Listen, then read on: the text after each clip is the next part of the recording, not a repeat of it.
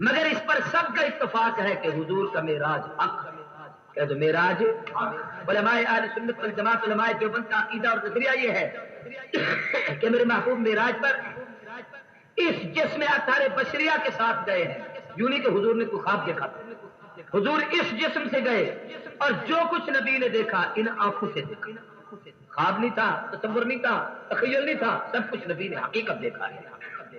توجہ کرنا، علماء نے لکھا ہے الحمد للہ الذی شرفنا علی سائر الامم برسالة من اختصه من بين الانام بجوامع الکلم وجواہر الحکم صلی اللہ تعالی علی خیر خلقہ محمد وعلی آلہ واصحابہ وبارک وسلم ما نطق اللسان بمدحہ ونسخ القلم اما بعد فاعوذ باللہ من الشیطان الرجیم بسم اللہ الرحمن الرحیم سبحان الذي أسرى بعبده ليلا من المسجد الحرام إلى المسجد الأقصى الذي باركنا حوله لنريه من آياتنا إنه هو السميع البصير قال النبي صلى الله عليه وسلم فضلت على الأنبياء بست أعطيت جوامع الكلم ونصرت بالرعب فجعلت لي الأرض مسجدا وطهورا وحلت لي الغنائم وختم بي النبيون وبعثت إلى الناس كافة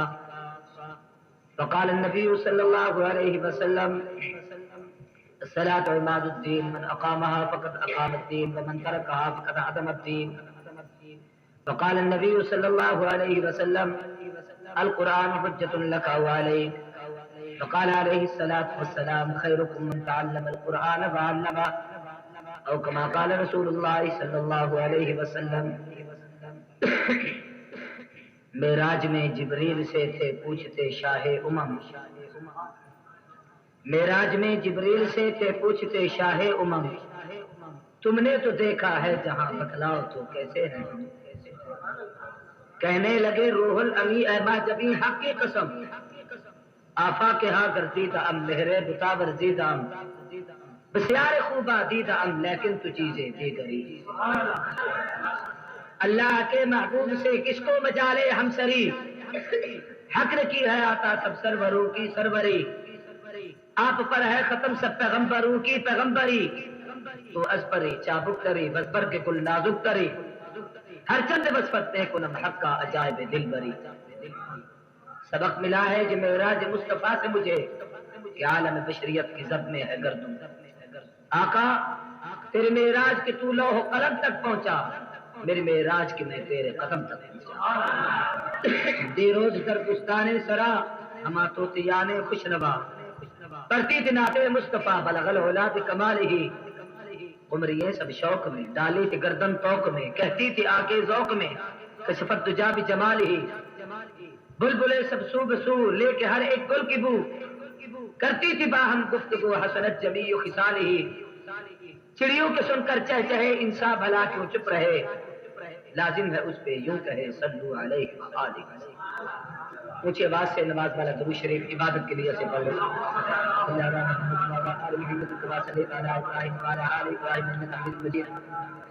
اللهم بارك على محمد وعلى آل محمد كما باركت على إبراهيم وعلى آل إبراهيم إنك حميد مجيد قابل سب تعظیم و تکریم واجب الاحترام برادران اسلام ذو العزت والکرام جامعہ قاسمیہ مرکز کے زیر اہتمام پانچوں شاخوں میں پانچ مختلف ان مقامات پر مختلف تقریبات کا انعقاد اس کی آج یہ پہلی کڑی ہے اور یہ عجیب خوشی کی بات ہے کہ بسم اللہ کالونی سے جلسوں کی بسم اللہ ہو رہی ہے بہرحال قاسمیہ کی نسبت بھی بڑی عظیم ہے سب سے پہلے نسبت اس کی رسول اللہ کی طرف سے ہے فرمایا انما انا قاسم اللہ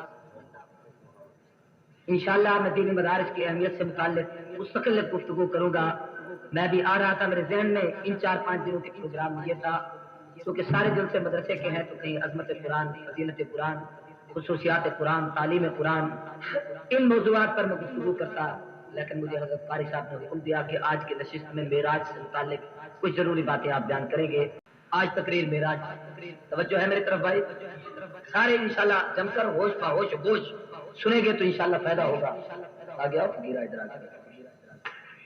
عنوان معراج ہے توجہ کریں میں معراج پر صرف 2-4 مسئلے آپ کو بتاؤں گا تفصیلی تقریر نہیں ہو سکے گی اس لیے کہ معراج ایک اہم واقعہ ہے جس پر گفتگو کی جائے تو اس کے لیے بہت سارا وقت درکار ہے.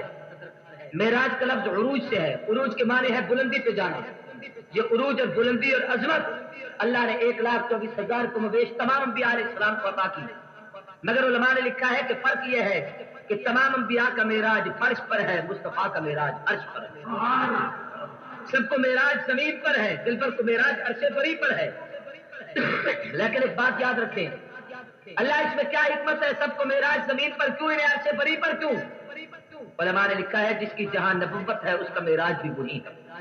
آدم کی نبوت زمین پر, معراج زمین پر. نوح کی نبوت زمین پر, معراج زمین پر. یوسف کی نبوت زمین پر, معراج زمین پر. یعقوب, دانیال, زکریا, یحییٰ کی نبوت زمین پر, معراج زمین پر. عیسیٰ کی نبوت زمین پر, معراج زمین پر. کلیم کی نبوت زمین پر, معراج زمین پر. مصطفیٰ تیری نبوت زمین پر بھی, عرش بری پر بھی. تیرا معراج زمین پر بھی, عرش بری پر بھی. جس کی جہاں نبوت اسے وہیں پر معراج کرایا. ایک اور نقطہ یاد کر لیں, علماء نے لکھا ہے تمام انبیاء کا معراج زمین پر, بس صورت امتحان. آدم طوفان میں ہے, معراج ہے مگر امتحان ہے. نوح آدم علیہ السلام میدان عرفات میں ہے, معراج ہے امتحان ہے. نوح طوفان میں ہے, معراج ہے مگر امتحان ہے. یونس مچھلی کے پیٹ میں ہے, معراج ہے مگر امتحان ہے. زکریا ارے کے نیچے ہے, معراج ہے مگر امتحان ہے. یحییٰ جام شہادت نوش کر رہے ہیں, معراج ہے مگر امتحان ہے. موسیٰ علیہ السلام کوہ طور پر کھڑے ہیں, معراج ہے مگر امتحان ہے. خلیل آپ کے چیخے میں ہے, معراج ہے مگر امتحان ہے. اسماعیل چھری کے نیچے ہے, معراج ہے مگر امتحان ہے. حضرت یعقوب بیٹے کی جدائی میں رو رو کے آنکھوں سے آنسو بہا رہے, معراج ہے مگر امتحان ہے. سب کا معراج بصورت امتحان. مگر جب باری آئی آمنہ کی در یتیم کی, نبی کریم کی, رؤوف الرحیم کی, رحمت المسلمین کی, شفیع المذنبین کی, آمنہ کے لال کی, محبوب ذوالجلال کی, صاحب جمال و کمال کی, پیارے تیرا معراج امتحان نہیں, سب کا معراج زمین پر امتحان ہے. تیرا معراج عرش بری پر خدا کی طرف سے انعام ہے. سبحان اللہ.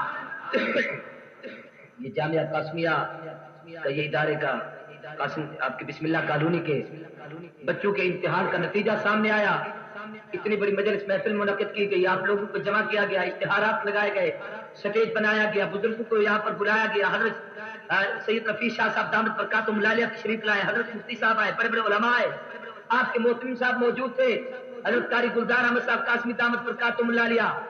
اتنی بڑی محفل انعقاد کرنے کا مقصد یہ تھا کہ ہم دکھائیں کہ بھئی ہمارے جامعہ کی قاسمیہ کی کارکردگی کیا ہے. اور دیکھ لو, یہ وہ بچے ہیں جنہوں نے سب سے زیادہ اعزاز حاصل کیا, جن کو سند دی جا رہی ہے, جن کے سر پر دستار فضیلت رکھی جا رہی ہے. آج سب کو جمع کر کے قاری گلزار اپنی کارکردگی دکھا رہے ہیں. معراج کی رات اللہ نے 1,24,000 انبیاء کو بیت المقدس میں جمع کر کے, تمام فرشتوں کو بیت المعمور میں جمع کر کے, اللہ نے پوری کائنات کو سجا کر مصطفیٰ کی سواری گزروا کر محبوب کو دکھایا کہ میری ساری اللہ کی ساری خدائی میں مصطفیٰ کے اللہ کے نزدیک سب سے زیادہ کامیاب ترین شخص محمد رسول اللہ یہ ہے. تم اپنا معیار دکھاتے ہو, کارکردگی دکھاتے ہو, ہمارے جامعہ سے یہ پیدا ہوا. اللہ کہتا ہے میری قدرت سے دیکھو محمد جیسا حکیم شاکار ہے. مولانا دین پوری کا ایک جملہ بتاتا ہوں, دل پر لکھو, بڑا پیارا ہے. دین پوری کہتے تھے جس وقت عورتوں نے تانا دیا زلیخا کو کہ یوسف پہ فدا ہو گئی ہے, غلام ہے, نوکر ہے, کل کا لڑکا ہے, اس پر تو دیوانی ہو گئی ہے, تو زلیخا نے سوچا کہ میں ان کو یوسف کے حسن کی رہنائییں, کمالات, جوہر خوبیاں ان کو بتاؤں تو یہ پگلی عورتیں ہیں, یہ کیا سمجھے کہ یوسف کیا ہے. تو اس نے ساری عورتوں کو اکٹھا کیا, سب کو جمع کر کے ایک جگہ بٹھا کر ان کے ہاتھوں میں چھریاں دی, ان کو سیب یا فروٹ دیے, اور یوسف کو کہا ذرا یہاں سے گزر کے اس طرف آپ چلے جائیں. یوسف کہے تو اس نے عورتوں کو دکھایا میرا یوسف یہ. اللہ نے معراج کی رات پوری کائنات کو جمع کر کے مصطفیٰ کی سواری گزار کے دکھایا کہ میرا محبوب یہ ہے. اللہ اپنے محبوب کو دکھانا چاہتے تھے. معراج میں بڑی عجیب عجیب حکمتیں علماء نے بتائی. قرآن نے خود بتایا لنریہ من آیاتنا, محبوب وہاں لے جائیں جو آپ نہیں پہنچے, وہ دکھائے جو آپ نے نہیں دیکھا, وہ سنائے جو آپ نے نہیں سنا. آپ وہاں پہنچیں گے جہاں پر کوئی فرشتہ بھی نہیں پہنچا, کوئی نبی بھی نہیں پہنچا. علماء نے لکھا ہے کہ معراج اللہ نے محبوب کو اس لیے کرایا کہ حضور پر غموں کا انبار تھا. علماء نے اگرچہ معراج کے سال میں بھی اختلاف کیا ہے, توجہ کرنا, مہینے میں بھی اختلاف کیا ہے, تاریخ کی تاریخ اختلاف کیا ہے, مگر اس پر سب کا اتفاق ہے کہ حضور کا معراج حق ہے. جو معراج علماء اہل سنت والجماعت, علماء دیوبند کا عقیدہ اور نظریہ یہ ہے کہ میرے محبوب معراج پر اس جسم اطہار بشریہ کے ساتھ گئے ہیں. یوں نہیں کہ حضور نے کوئی خواب دیکھا تھا, حضور اس جسم سے گئے اور جو کچھ نبی نے دیکھا ان آنکھوں سے دیکھا. خواب نہیں تھا, تصور نہیں تھا, تخیل نہیں تھا, سب کچھ نبی نے حقیقت دیکھا ہے. توجہ کرنا، علماء نے لکھا ہے کہ معراج اس وقت محبوب کو ہوا جس وقت حضور صلی اللہ علیہ وسلم 3 سال تک شیب ابی طالب کی قید کاٹ چکے تھے۔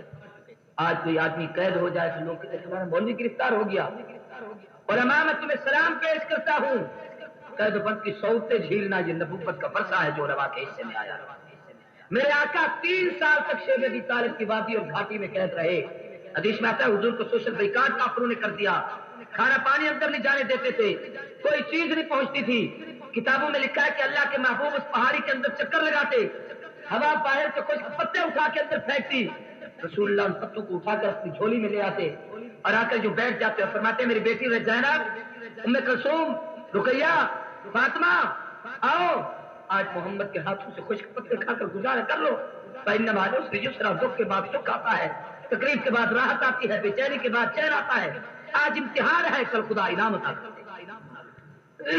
علماء نے لکھا ہے اس معراج سے پہلے حضور امتحانات سے گزرے، طائف کا سفر پیغمبر نے امتحان سے اس معراج سے پہلے کیا تھا، جس سفر میں پورے سفر میں صرف ایک عیسائی راہب نے حضور کا کلمہ پڑھا اور کسی آدمی نے حضور پر اسلام نہیں قبول کیا، جس سفر میں محبوب کو پتھر مارے گئے، رسول اللہ کو تکلیفیں دی گئی، اما عائشہ صدیقہ پیغمبر کی رفیقہ، اخلاق میں سلیقہ، نہایت باسلیقہ، سیدہ طیبہ طاہرہ اس مختومہ امت نے ایک دفعہ پوچھا تھا محبوب آپ کی زندگی میں سب سے زیادہ پریشانی اور دکھ کا وقت کون سا تھا؟ توجہ کرنا اور دل پر جملہ لکھنا۔ حضور نے فرمایا عائشہ مجھے طائف کا سفر نہیں بھولا، جس وقت میں طائف میں گیا تھا تو لوگوں نے مجھے پتھر مارے تھے، مجھے ساحر کہا تھا، مجنون کہا تھا، میں سر سے پاؤں تک لہولہان ہو گیا تھا، سارا چہرہ نبوت کا خون سے تر ہو گیا تھا۔ حدیث کی کتابوں میں ہے حضور نے اس وقت اس خون آلود رنگین چہرے کو آسمان کی طرف یوں کر کے کہا عرش والے خدا دیکھ، بس دعا کہہ کے جس چہرے کی قسمیں اٹھائی ہیں آج محمد خون سے نہا چکا۔ اتنے بڑے صدموں سے حضور گزر چکے تھے۔ اللہ کے محبوب کی سب سے زیادہ لاڈلی اور پیاری گھر والی، سب سے زیادہ خدمت گزار، وفاشار، فرما بردار، تاجدار سیدہ طیبہ طاہرہ مختومہ کائنات خدیجہ الکبریٰ کا اس سال انتقال ہوا جس سال حضور معراج پر گئے، بیوی پہلے فوت ہوئی اور خدیجہ کی جدائی کا حضور کو اتنا صدمہ تھا، حضور فرماتے تھے عام الحزن، یہ محمد کے دکھوں کا سال ہے، مجھے سب سے بڑا دکھ پہنچا ہے خدیجہ کی جدائی۔ ابو طالب اگرچہ کفر پر مرا لیکن حضور کا ہمدرد اور خیر خواہ تھا، اس کی جدائی کا حضور کو بڑا صدمہ تھا۔ میری طرف دیکھنا، جب اللہ کے نبی صدموں سے دوچار ہوئے، انتہائی پریشان ہوئے، دنیا میں بھی ایک قانون ہے کہ اگر کوئی آدمی اپنے یار کو پریشان دیکھے، آدمی میں صاحب حیثیت ہو تو اپنے دوسرے نوکر کو کہے گا میاں جلدی کر، کار نکال کر لے آ، میرے یار پریشان بیٹھا ہے، اس کو گاڑی پر بٹھائیں، لاہور کی سیر کرائیں، گوجروالا کے شیروارہ باغ اس کو دکھا کر آئیں، فلاں علاقے کی سیر کرائیں، فلاں پارک میں لے جاتے ہیں۔ یار کو کار پر بٹھا کر زمین کی سیر کراتا ہے۔ جب پیغمبر پہ غموں کا انبار آیا، 3 سال تک شیب ابی طالب کی قید محبوب نے برداشت کی، طائف کے صدمے حضور نے سہے، بلال کے سینے پہ پتھر نبوت نے دیکھے، زلیرہ کی آنکھیں نکلتی دیکھی، ابو فقیہ کی پسلیں ٹوٹتی دیکھی۔ جب اللہ کے پیغمبر کو ساحر کہا گیا، مجنون کہا گیا، دیوانہ کہا گیا، مصطفیٰ کو تکلیفیں دی گئی، محبوب پہ مصائب اور تکلیفوں کا انبار لگ گیا تو شان کریمی بھی جوش میں آئی۔ اللہ نے کہا جبریل جلدی کر جنت سے براق لے جا، یار کو کار پر بٹھا کر زمین کی سیر کراتا ہے، تو میرے محبوب کو براق پر بٹھا کر عرش بری کی سیر کرا۔ آج میں اپنے یار کو معراج کرانا چاہتا ہوں۔ توجہ کریں بھائی، معراج میں بڑی بڑی حکمتیں پوشیدہ ہیں، میں ان سب کی تفصیلات میں نہیں جانا چاہتا۔ اشارہ اس طرف تھا معراج کرانے میں، محبوب آج زمین سے آپ کو آسمانوں کی طرف بلندی پہ لے جا رہے ہیں، اب دکھوں کا وقت ختم ہو رہا ہے، آپ کے فتوحات کا زمانہ شروع ہو جائے۔ مسجد حرام سے مسجد اقصیٰ تک لے جانے میں حکمت تھی، دنیا کو پتہ چل جائے کہ بیت المقدس کے قبضے والوں، بیت المقدس میں بنو اسرائیل والوں، تم کہتے ہو ہمارا قبلہ ہے۔ آج محمد رسول اللہ صلی اللہ علیہ وسلم بیت المقدس میں انبیاء کی امامت نہیں کرانے جا رہے، کل ایک وقت آئے گا کہ محمد کا فاروق بھی کھڑے ہو کر اسی بیت المقدس میں آزان بلند کرا کے وہاں پر نماز پڑھائے گا، بیت المقدس کا فاتح بن جائے گا۔ معراج پہ حکمتوں میں سے ایک حکمت تھی، بتانا مقصود تھا محبوب جو چیزیں بقیہ انبیاء کو ہم نے بتائی ہیں مصطفیٰ تجھے آنکھوں سے دکھانا چاہتے ہیں، آپ دیکھ کر امت کو بتائیں۔ امتیو آج ریڈیو پہ یقین کرتے ہو، ٹی وی کی خبروں پہ یقین کر لیتے ہو، آج اخبار پر، پاکستان پر، خبریں پر، جنگ پر یقین کرتے ہو، کاش تمہیں نبی کی زبان پر بھی یقین آ جاتا۔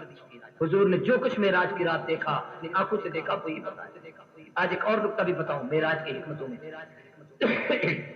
حضرت موسیٰ علیہ السلام کوہ طور پر جب پہلی دفعہ گئے، توجہ ہے میری طرف، بڑی عجیب بات سمجھا رہا ہوں. جب پہلی دفعہ گئے تو اللہ نے کہا کلیم ہاتھ میں کیا ہے؟ موسیٰ علیہ السلام نے کہا آسا. اللہ نے کہا پھینکو. جب آسا پھینکا تو سانپ بن گیا. کیا بن گیا؟ تو موسیٰ علیہ السلام ڈرے. قرآن نے کہا لا تخف خذھا ولا تخف سنعیدھا سیرتھا الاولی. کلیم گھبرائیے نہ، پکڑیے، جیسے تھا ویسے بنا دیں. موسیٰ علیہ السلام نے آسے کو پکڑا تو وہ آسا بن گیا، سانپ ختم ہو گیا. اب اللہ نے یہ معجزہ دے کے کلیم کو بھیجا کہ جاؤ فرعون کے پاس. جب موسیٰ علیہ السلام وہاں پہنچے میری طرف دیکھیں تو فرعون کے سامنے جا کر جب آسا پھینکا تو وہ بہت بڑا سانپ بن گیا. فرعون بھی ڈرا، فرعون کی قوم بھی ڈری، اور لوگوں پہ بھی دہشت اور رعب طاری ہوا. لیکن آپ بتائیں موسیٰ علیہ السلام ڈرے کیوں؟ بولو. ان کو پتا تھا، وہ پہلے دیکھ چکے تھے. میرے ایک دوست نے پنجابی کا ایک جملہ کہا کہ موسیٰ علیہ السلام کا جھاکا اتر گیا. آپ کی جان کا لفظ ہے چاکا. ہاں چاکا لے گئے.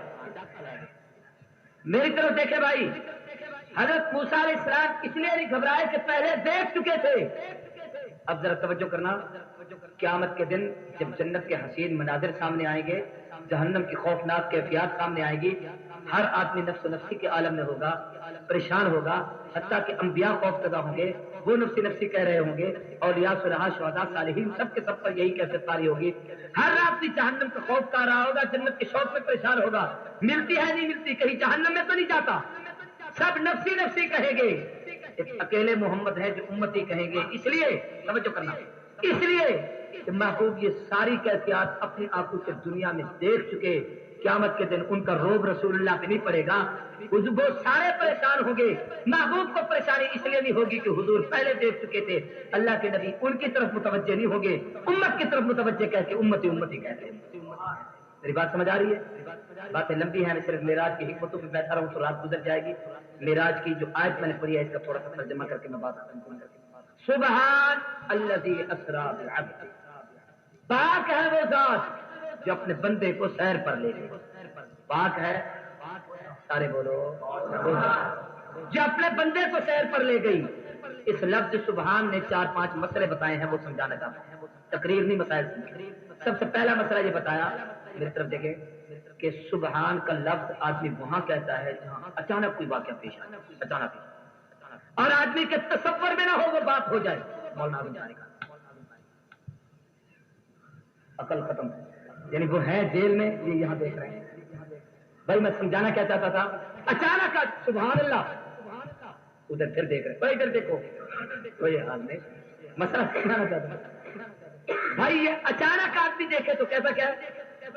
سارے کہو بھائی. جو زمین پہ بیٹھا تھا، اللہ کے نبی 53 سال تک جو مکے سے مدینے کی طرف بھی گئے، جب کہ شہر سے باہر بھی نکلے، رات کے ذرے میں عرش دیکھ کے آئے تو اللہ نے بھی کہا سبحان، پاک ہے وہ ذات الذی اسری بعبدہ. ایک مسئلہ یہ بتایا. دوسرا یہ بتایا کہ یہ خواب نہیں، لفظ سبحان کہہ رہا ہے کہ نبی اس جسم کے ساتھ گئے. اگر خواب کی کیفیت ہوتی تو یہ جملے کہنے کی ضرورت نہیں تھی. میں بھی خواب میں دیکھوں کہ مکے سے ہو کے آیا، آپ خواب دیکھے میں مدینہ ہو کے آیا، صوفی صاحب خواب دیکھے میں جناب بیت المقدس سے ہو کے آیا، جسانی صاحب خواب دیکھے میں رات برطانیہ افریقہ پھر کے آیا. یہ بھی خواب دیکھے، میں بھی خواب دیکھوں، آپ بھی خواب دیکھیں. حضور بھی رات کو خواب میں معراج کی سیر کر کے آئے. تو فرق کیا رہے گا؟ کمال نبوت یہ ہے کہ جو چیز میں اور آپ خواب میں نہیں دیکھ سکے، حضور ان آنکھوں سے دیکھ کے آئے. تو آپ معراج سن کر کیا کہہ رہے ہیں؟ سارے کو کیا کہہ رہے ہیں؟ اونچی بات سے کیا کہہ رہے ہیں؟ جب آپ سن کے کہتے ہیں سبحان اللہ، تو اللہ نے بھی معراج کرا کے کہا سبحان، پاک ہے وہ ذات الذی اسری بعبدہ. ایک مسئلہ چھوٹا سا اور بھی سمجھ آیا، وہ کیا؟ اور کرنا. کسی نے کہا یہ جاہل لوگ، یہ قوال جتنے گاتے ہیں نا قوالی، اللہ ان سے محفوظ رکھے. ایک کہہ رہا تھا کہ بھائی اللہ کو بھی تو عشق لڑا تھا کہ اس نے اپنے محبوب کو اپنے پاس بلایا، خدا سے ہجر برداشت نہیں ہوئی، جدائی برداشت نہیں ہوئی، تو اللہ کو عشق لڑا، خدا نے نبی کو اپنے پاس بلایا. یہ جملہ کفر ہے. یہ کیا ہے؟ قرآن کہتا ہے سبحان. یہ کسی کی محبت میں گرفتار ہو جانا، کسی کے عشق میں مبتلا ہو جانا، کسی کے لیے بےتاب ہونا، کسی کے لیے پریشان ہونا، یہ مخلوق کا حصہ تو ہو سکتا ہے. اللہ سبحان اس قسم کے تکلفات سے پاک. لے کیوں گئے؟ کا اسری بعبدہ، وہ میرا بندہ تھا، میں اس کے مرتبے بلند کرنا چاہتا تھا، اس لیے لے گیا، اس لیے نہیں کہ خدا کو مجبور ہو گیا. سبحان. پاک ہے وہ ذات سبحان، طاقت والی ہے وہ ذات الذی اسری بعبدہ، جو اپنے بندے کو سیر پر لے گئی۔ ایک بات اور یاد کریں، اللہ پاک ہے، جو اللہ پاک ہے کس سے؟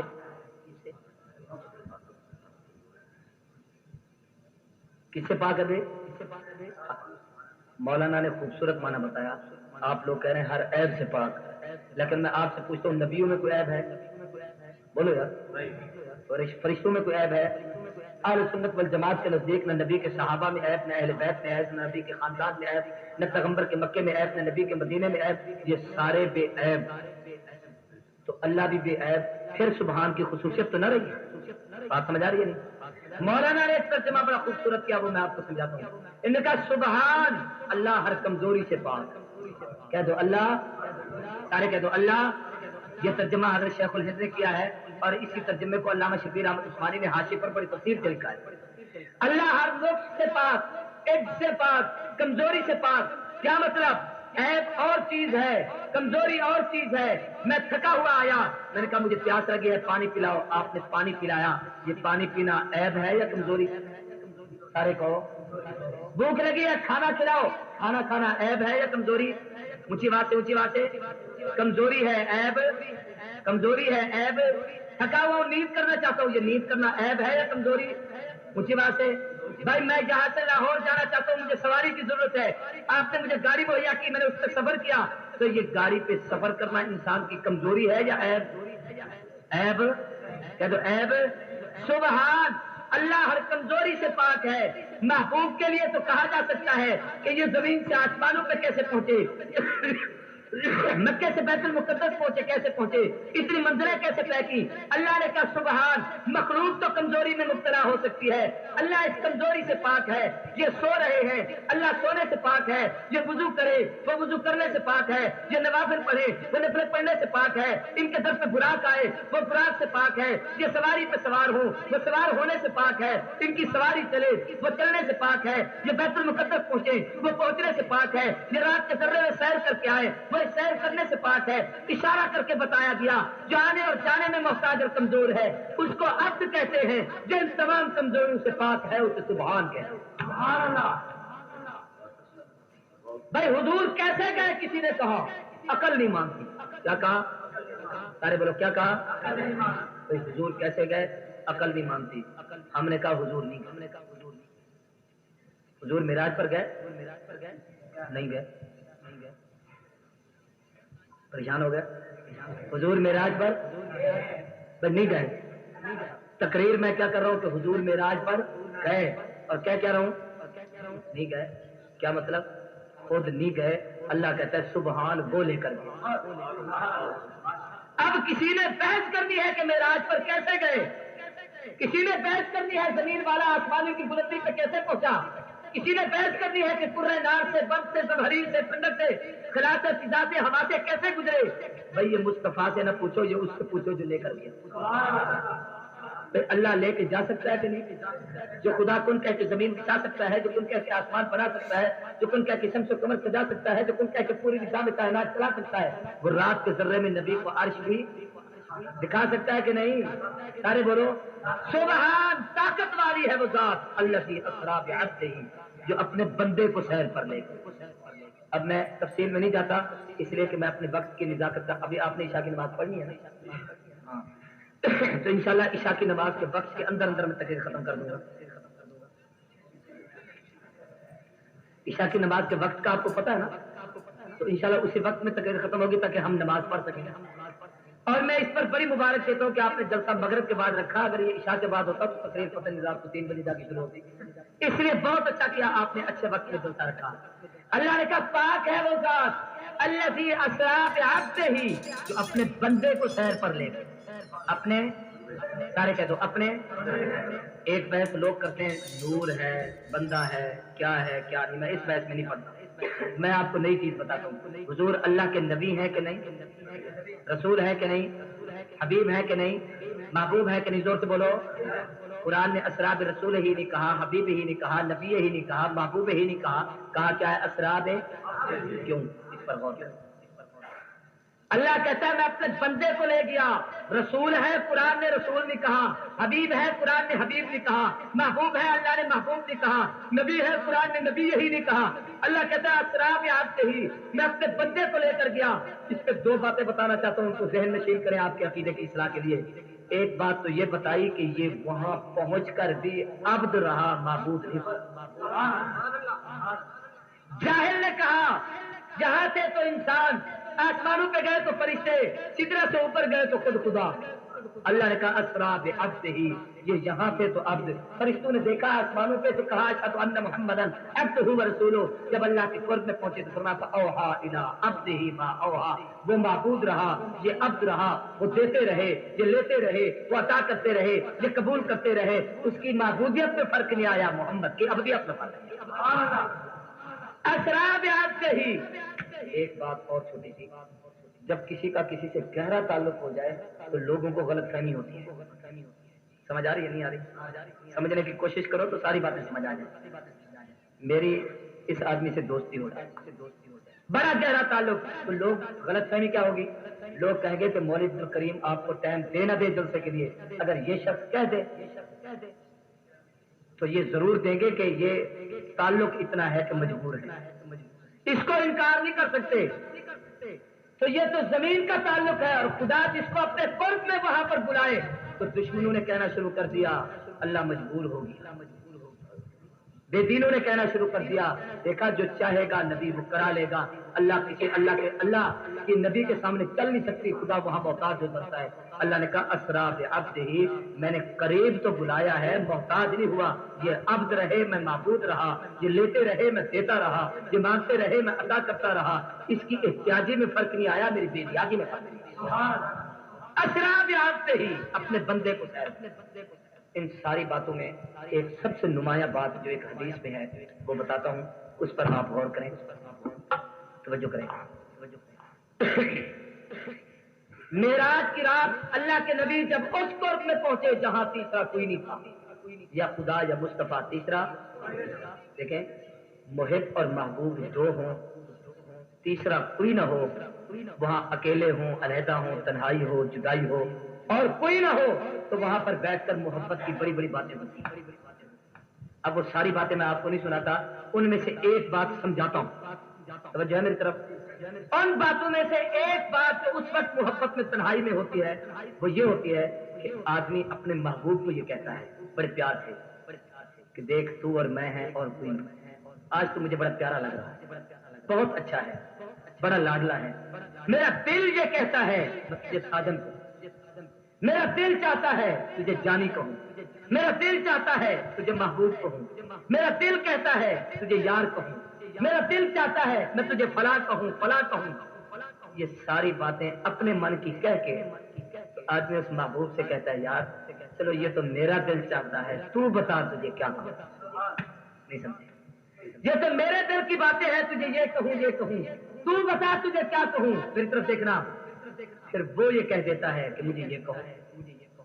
غور کرنا, اگر وہ محبوب, اس کو آسان لفظوں میں سمجھاؤں, جامعہ قاسمیہ میں ہم بیٹھے ہیں ایک مدرسے میں, حضرت اقدس قاری گلزار احمد صاحب دامت برکاتہم اللہ علیہ اس کے موت میں, نام آپ کو کیا, مولانا محمد صفدر قاسمی نے بڑا اچھا امتحان دیا, بڑی اچھی تقریر کی, بہت اچھا جناب اپنی کارکردگی پیش کی, اعلیٰ قسم کا انعام حاصل کیا.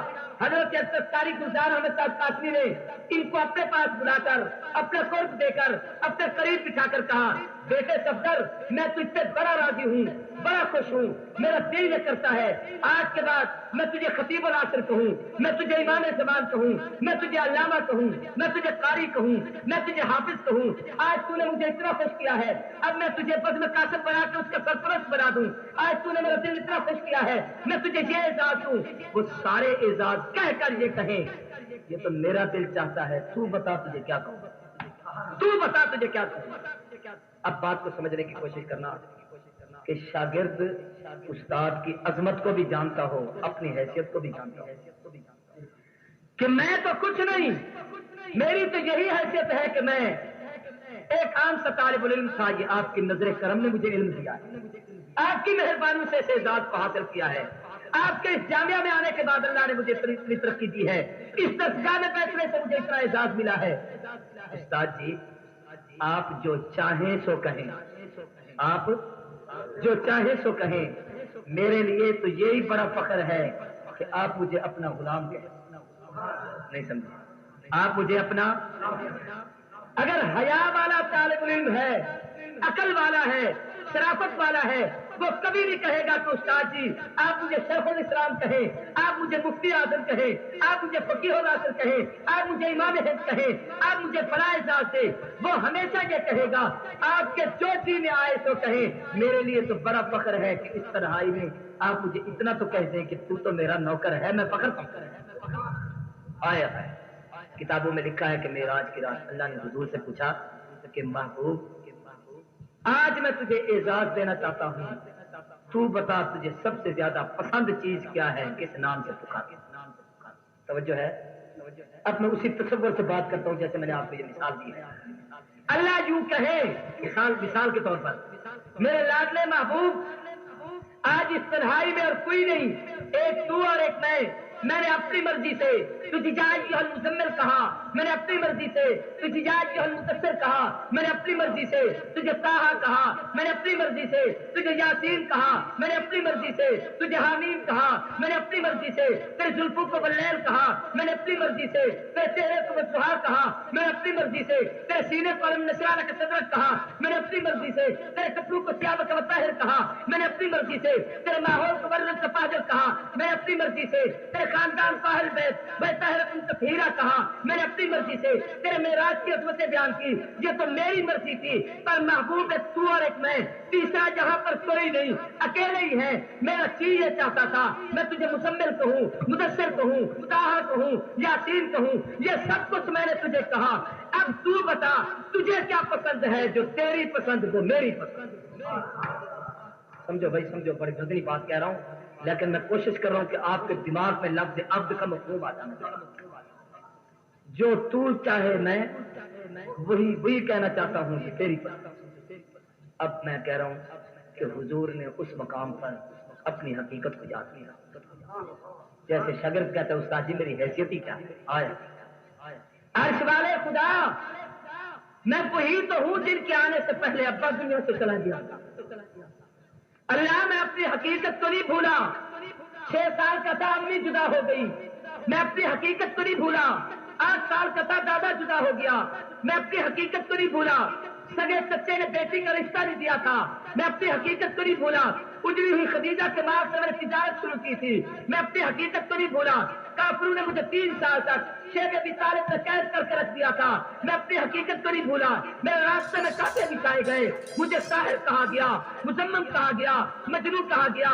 عرش والا تیری مرضی، تو نے اپنی مرضی سے مجھے مزمل کہا، مدثر کہا، طٰہٰ کہا، یاسین کہا، حامیم کہا، مولا یہ تو تیری مرضی تھی، مگر اب اس وقت تیرے اور میرے سوا اور کوئی نہیں۔ تو اگر مجھ سے پوچھتا ہے مجھے کیا پسند ہے، ربا یہ تیری نوازش اور کرم نوازی ہے کہ زمین سے اٹھا کر عرش بری پہ بٹھایا ہے، پستی سے لے کر بلندوں پہ لے آیا ہے، یہ عظمتیں عطا کی ہے۔ میرا سب سے بڑا فخر ہے ربا ایک دفعہ اپنی زبان سے کہہ دے اسرا بعبدہ محمد میرا، کہہ دو یار تو میرا۔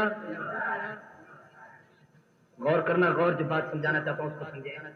یہ لفظ ہی اتنا پسند آیا کہ خدا نے کہا محبوب اگر ابدیت تجھے پسند تو وہ مجھے پسند، اس لیے فرمایا اسرا بعبدہ، توجہ کرنا، اسرا بعبدہ۔ اور جب آخری بلندی پہ پہنچے تو وہاں بھی کہا فاوحا الی جاہل کہتے ہیں اللہ کہے بندہ تم کیوں کہتے ہو، کہتے ہیں کہ نہیں کہتے؟ اللہ تو کہے تم کیوں کہتے ہو، اللہ کہتا ہے انسان تم کیوں کہتے ہو، اللہ کہے بشر تم کیوں کہتے ہو۔ تو میں کہتا ہوں اللہ نے نبی کو کہا یا ایھا المزمل قم اللیل یا ایھا المدثر قم فانذر یا ایھا النبی جاہد بالصفات، تم کیوں کرتے ہو۔ اللہ نے نبی کو کہا نماز پڑھو تم کیوں پڑھتے ہو، اللہ نے حضور کو کہا روزے رکھو تم کیوں رکھتے ہو۔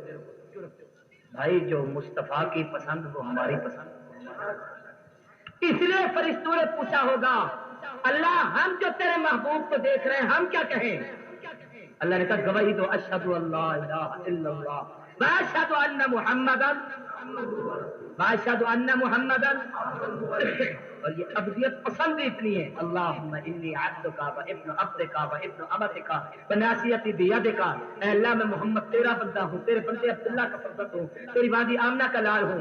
नासियती बियदिका, दुनिया कल मुख्तार कुल के झगड़े करेगी, मैं तो अपने आप को अपने अख्तियार में नहीं समझता, मेरी पेशानी तेरे कब्जे कुदरत में है, जिधर चाहे उधर फेर। फरिश्तों अगर तुम भी कहना चाहते हो तो कहो अशहदु अन्ना मुहम्मदन, सारे कह दो अशहदु अन्ना मुहम्मदन। गौर करना, गौर गौर मोटी समझो। अब्द पहले रसूल, अब्द पहले रसूल बाद में। फर्क क्या है? मक्के का मुशरिक कहता था अब्द मानते हैं रसूल नहीं, आज का मुशरिक कहता है रसूल मानते हैं अब्द नहीं। अल्लाह ने कहा पहले अब्द मानो फिर रसूल मानो। अब एक और अजीब नुक्ते की बात बताना चाहता हूँ, दिल पर लिखना बड़ी अजीब बात है, गौर करना गौर से। अब्द पहले और रसूल बाद में, क्यों? कि अब्दियत इंतखाब है मुस्तफा का, रिसालत इंतखाब है खुदा का। अब्द किसकी पसंद थी कि मुझे अब्द कहो? किसकी? हुजूर की। तो अल्लाह ने कहा जो महबूब तेरी पसंद वो पहले, जो मेरी पसंद वो बाद। इसलिए पहले कहो अब्द हूँ, फिर कहो व रसूल हूँ, पहले मुस्तफा की पसंद फिर खुदा की पसंद। फरिश्तों अगर तुम भी कहना चाहते हो तो कहो अशहदु अन्ना मुहम्मदन, सारे कह दो अशहदु अन्ना मुहम्मद। और मोटी समझो। अब्द पहले रसूल, अब्द पहले रसूल बाद में। फर्क क्या है? मक्के का मुशरिक कहता था अब्द मानते हैं रसूल नहीं, आज का मुशरिक कहता है रसूल मानते हैं अब्द नहीं। अल्लाह ने कहा पहले अब्द मानो फिर रसूल मानो। अब एक और अजीब नुक्ते की बात बताना चाहता हूँ, दिल पर लिखना बड़ी अजीब बात है, गौर करना गौर से। अब्द पहले और रसूल बाद में, क्यों? कि अब्दियत इंतखाब है मुस्तफा का, रिसालत इंतखाब है खुदा का। अब्द किसकी पसंद थी कि मुझे अब्द कहो? किसकी? हुजूर की। तो अल्लाह ने कहा जो महबूब तेरी पसंद वो पहले, जो मेरी पसंद वो बाद में। इसलिए पहले कहो अब्द हूँ, फिर कहो व रसूल हूँ, पहले मुस्तफा की पसंद फिर खुदा की पसंद। असराब अब्द ही, अल्लाह कहते हैं हमने अपने बंदे को मेराज कराई। मेराज का मैंने किस्सा नहीं शुरू किया, मैं इस आयत का माना थोड़ा सा बता रहा हूँ, और अगर फिर कभी मौका मिला तो इसकी तफसील में बाद में कभी करूंगा कि मेराज की सफर की दास्तान। लेकिन अब एक नुक्ता इसी पर अगले जुमले पर समझ लें। असराब अब्द ही, अल्लाह ने अपने बंदे को सैर कराई। अल्लाह कब? दिन को या रात को? तो कुरान ने कहा लैला, रात। किस वक्त भाई? सारे कहो। जामिया काशमिया के जलसे पे आने वाले दोस्तों, आप बताएं मेराज दिन को सुन रहे हैं या रात को? सारे कहो। रात को। जब आप बैठे रात को, आपने मेराज सुना रात को, अल्लाह ने भी मेराज कराया रात को। खुदा को ये अदा पसंद आई, क्यों? रात को क्यों? इस पे सुने, दिन और रात में तवज्जो करना, दिन और रात में फजीलत रात को है, दिन को। दिन अपनी जगह मोहतरम है, लेकिन रात को फजीलत इसलिए है कि दिन और रात में रात पहले है, दिन बाद में। कैसे? अब जब आज शाम को सूरज गुरूब हुआ, ये आज की रात अगले दिन की है। बात समझ आ रही है? अगर आज से रमजान मुबारक का चांद नजर आ जाता तो अब ये रात रमजान। सारे बोलो, मेरी तरफ देखें तो ये रात, इधर देखें, वो इंतजाम करते हैं आपकी तवज्जो मेरी तरफ रहे। ये रात आने वाले दिन की है, इसलिए रात पहले है, दिन बाद में। तो अल्लाह ने महबूब को मेराज पहले हिस्से में कराया कि रात पहले थी। असराब अब्द ही लैला, अल्लाह कहते हैं हमने अपने महबूब को मेराज रात को कराया। समझो भाई, मेराज किस वक्त कराया? बैठ जाओ भाई, देखें आप आराम से बैठेंगे, इत्मीनान के साथ तकरीर गुजरे। हाँ भाई, एक बात और सुने और मेरी तरफ तवज्जो करें, आपको एक अजीब बात समझाना चाहता हूँ। रात को इसलिए मेराज कराया गया, अगर हुजूर जाते दिन को, हुजूर मेराज पर जाते दिन को, सारी दुनिया देखती براق آ رہا ہے، سواری آ رہی ہے، فرشتے آ رہے ہیں، محبوب سوار ہو رہے ہیں، آقا سفر پر جا رہے ہیں، تو کسی کو اشکال نہ ہوتا۔ اللہ نے کہا محبوب جائیں رات کو، واپس آئیں رات کو، صبح آپ بیٹھ کر بتائیں کہ میں رات اللہ کی قرب میں گیا تھا، آسمانوں کی منزلیں میں نے طے کی ہیں۔ جب آپ یہ بتائیں گے تو اس بتانے معراج رات کو اس لیے کرایا گیا کہ پتہ چل جائے کہ صدیق کون ہے، زندیق کون ہے۔ میری طرف دیکھیں تو ایک پیاری بات بتاؤں، محب اور محبوب کی ملاقات کا خوبصورت وقت ہی رات ہے۔ بھائی ادھر دیکھیں، ادھر دیکھیں، محب اور محبوب کی ملاقات کا خوبصورت وقت کون سا؟ میں کہوں مولانا قاری صاحب سے کہ حضرت آپ سے ایک بات کرنی ہے، انہوں نے کہا ابھی تو میری پڑھائی کا ٹائم ہے، رات بیٹھ کر باتیں کریں گے۔ آپ سے میں نے ملنا ہے، انہوں نے کہا ابھی تو میرے پاس وقت نہیں، میں نے دکان کھول رکھی ہے، شام کو آنا بیٹھ کر باتیں کریں گے۔ تو ہر آدمی اپنے دوست سے بات کرنے کا وقت منتخب کرتا ہے رات، اللہ نے بھی اپنے محبوب سے منتخب کیا وقت کون سا تھا؟ علماء نے لکھا ایک حکمت یہ بھی تھی، حضور دن کو جاتے تو ایک طرف نبوت کا سورج ہوتا، ایک طرف دنیا کا سورج چمکتا، دو سورجوں کا عجیب سا تقابل ہوتا۔ اللہ نے کہا محبوب رات کو جائیں کہ صرف تیری نبوت کا سورج چمکتا رہے اور کوئی بھی نہ چمکے۔ معراج رات کو، باتیں بہت ساری ہے رات پر، اس لیے کہ اللہ نے رات کی بڑی عظمت عطا فرمائی۔ انا انزلناہ فی لیلۃ القدر، جب قرآن اترا تو رات تھی، جس وقت شب برات کا تذکرہ ہوا تو رات تھی، لیلۃ البرات ملی تو رات تھی، لیلۃ الجائزہ ملی تو رات تھی، وَإِسْوَعَتْنَا مُوسَىٰ 40 لیلۃ، اللہ نے جب کلیم سے 40 راتوں کا وعدہ لیا وہ بھی رات تھی۔ علماء نے لکھا ہے اللہ تبارک و تعالیٰ نے اپنے جس وقت روزے کے اختتام کا حکم دیا اتم الصیام الی اللیل، یہ بھی رات تھی، یا ایھا المزمل قم اللیل، یہ بھی رات تھی۔ تہجد کا حکم دیا ومن اللیل فتہجد بہ نافلۃ لک، وہ بھی رات تھی۔ جب اہم کاموں کے لیے منتخب رات کو کیا تو مصطفیٰ کے معراج کے لیے بھی وقت رات کا چنا۔ ایک بات اور چھوٹی سی یاد کر لیں، آقا نے معراج رات کو کیا، لیکن یار ان کو خدا کے لیے سمجھاؤ جو باہر کھڑے بے وقوف، یہ کون ہے کٹھے؟ میں کم از کم 24 گھنٹے کا سفر کر کے یہاں پر پہنچا ہوں، کچھ تو خدا کے لیے احساس کرو، لحاظ کرو۔ ایک آدمی گفتگو کر رہا ہوتا ہے، اپنا یوں سمجھ لیجئے کہ خون پسینہ جگر نکال کر آپ کے سامنے رکھ رہا ہے اور آپ اپنی باتوں میں مست ہیں، یہ بے حیائی کا انداز ہے۔ بھائی معراج دن کو یا رات کو؟ میری طرف دیکھیں، مولانا چشمے والے بھی ادھر دیکھیں، معراج دن کو یا رات کو؟ رات پوری لگی یا تھوڑی؟ آپ کو پتا ہے؟ ایسے کہتے پوری۔ جاہلوں نے کہا رات بن گئی تھی 18,000 سال کی، ہاں ہاں کہتے ہیں رات بنی 12,000 سال کی، 18,000 سال کی۔ لیکن میں ایک مثال دیتا ہوں چھوٹی سی، میں کہتا ہوں کہ آپ ایک آدمی کو موٹر سائیکل ہی لے دیں، لمبی سواری نہیں، کار ہی دے دیں حضرت قاری صاحب کو، اور ان کو عمر مل جائے 12,000 سال، کتنی عمر مل جائے، اور ان کو کار دے دیں اور اسباب بھی مہیا کر دیں اور انہیں کہیں آپ زمین کی سیر کریں، تو یہ پوری دنیا کی سیر کر لیں گے 12,000 سال میں کہ نہیں؟ کر لیں گے۔ اس جیسی اور ہزاروں دنیا بنائے تو سب کی سیر ہو جائے گی، کہ وقت جو بہت بڑا 12,000 سال، تو آپ قاری صاحب کی سیر کو معجزہ کہیں گے؟ نہیں، پھر وقت اتنا تھا اس لیے پھرتے رہے۔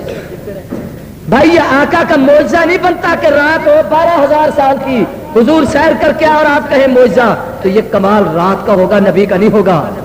نبوت کا کمال تب ہے کہ رات راتوں جتنی رہے اور نبی عرش دیکھ کے آ جائے۔ اس لیے قرآن نے کہا لیلن، انہوں نے کہا رات بن گئی تھی 18,000 سال کی، سارے بولو رات کا، کہتے ہیں رات بنی 12,000۔ تھوڑے کو میں آپ کو کیسے سمجھاؤں کہ تھوڑا، لیکن میں ایک مثال دیتا ہوں چھوٹی سی، میں کہتا ہوں کہ آپ ایک آدمی کو موٹر سائیکل ہی لے دیں، لمبی سواری نہیں، کار ہی دے دیں حضرت قاری صاحب کو، اور ان کو عمر مل جائے 12,000 سال، کتنی عمر مل جائے، اور ان کو کار دے دیں اور اسباب بھی مہیا کر دیں اور انہیں کہیں آپ زمین کی سیر کریں، تو یہ پوری دنیا کی سیر کر لیں گے 12,000 سال میں کہ نہیں؟ کر لیں گے۔ اس جیسی اور ہزاروں دنیا بنائے تو سب کی سیر ہو جائے گی، کہ وقت جو بہت بڑا 12,000 سال، تو آپ قاری صاحب کی سیر کو معجزہ کہیں گے؟ نہیں، پھر وقت اتنا تھا اس لیے پھرتے رہے۔ بھائی یہ آقا کا معجزہ نہیں بنتا کہ رات ہو 12,000 سال کی، حضور سیر کر کے اور آپ کہیں معجزہ، تو یہ کمال رات کا ہوگا، نبی کا نہیں ہوگا۔ نبوت کا کمال تب ہے کہ رات راتوں جتنی رہے اور نبی عرش دیکھ کے آ جائے۔ اس لیے قرآن نے کہا لیلن، पूरी रात नहीं, रात का थोड़ा सा हिस्सा, रात का, सारे बोलो रात का। अब इस थोड़े को मैं आपको कैसे समझाऊं कि थोड़ा हिस्सा? अताउल्लाह शाह बुखारी सब कहिए रहमतुल्लाह। मैं शाह जी की एक छोटी सी मिसाल देकर आपको बड़ी प्यारी एक बात समझाना चाहता हूँ।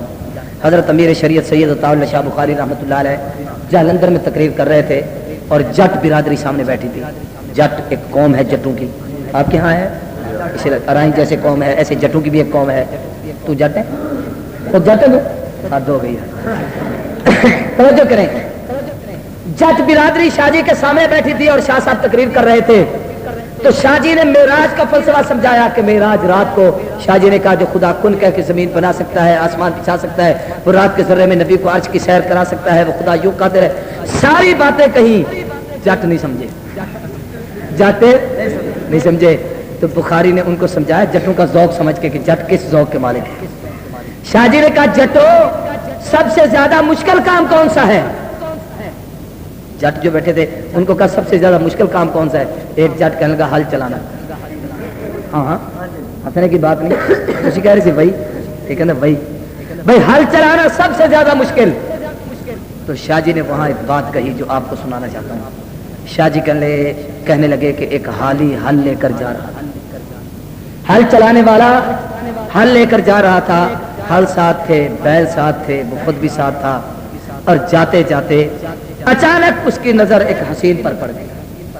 खूबसूरत एक चीज सामने आई, अचानक हसीन चीज सामने आए, आदमी की उस पर नजर पड़े तो आदमी की नजर रुक जाती है। खूबसूरत चीज देख के नजर रुकती है नहीं रुकती? नजर क्या रुकती है, आदमी खुद रुक जाता है।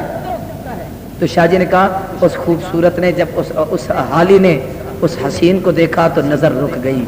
नजर क्या रुकी, खुद रुक गया। खुद क्या रुका, बैल रुक गए। बैल क्या रुके, हल रुक गए। हर जब जाहिर है उसकी नजर रुकी तो वो रुका, जब वो रुका तो हल रुकने थे कि नहीं, बैल रुकने थे कि नहीं?